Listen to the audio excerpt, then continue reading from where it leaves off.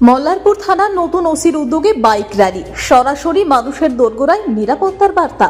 বীরভূম জেলার মল্লারপুর থানার নতুন অফিসার ইনচার্জ রাহুল গোসাই দায়িত্ব গ্রহণের পর থেকেই সাধারণ মানুষের নিরাপত্তা নিশ্চিত করতে একের পর এক উদ্যোগ নিচ্ছেন। শনিবার দুপুরে তার নেতৃত্বে অনুষ্ঠিত হলো বিশেষ বাইক র্যালি ও রোড মার্চ। নিজেই বাইক চালিয়ে থানার অন্তর্গত গ্রামগুলোতে ঘুরে বেড়ান নতুন ওসি। মল্লারপুর, রুকুনপুর, নাদোরা, গাজীপুর, সোঁজ, হাজিপুর, জবনী ও বিশিয়া প্রতিটি গ্রামে প্রবেশ করে সাধারণ মানুষের সঙ্গে সরাসরি কথা বলেন।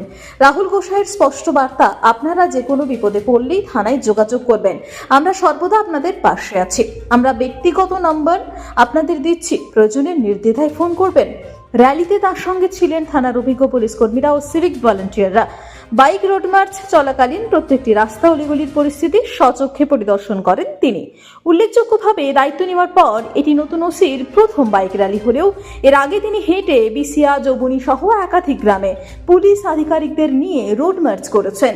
বিশেষত সম্প্রতি বিশিয়া গ্রামে ঘটে যাওয়া চাঞ্চল্যকর ঘটনার পর এদিনের উদ্যোগকে তাৎপর্যপূর্ণ বলেই মনে করছে প্রশাসনিক মহল।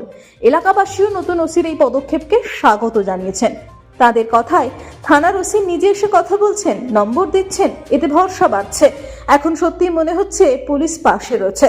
মল্লারপুর থানার নতুন ওসির এই উদ্যোগে সাধারণ মানুষ যেমন নিরাপত্তার নিশ্চয়তা পাচ্ছেন, তেমনি এলাকায় ফিরেছে আস্থা ও ভরসার পরিবেশ। বীরভূমের মল্লারপুর থেকে অঞ্জন দাসের রিপোর্ট, তারাপীঠ টিভি।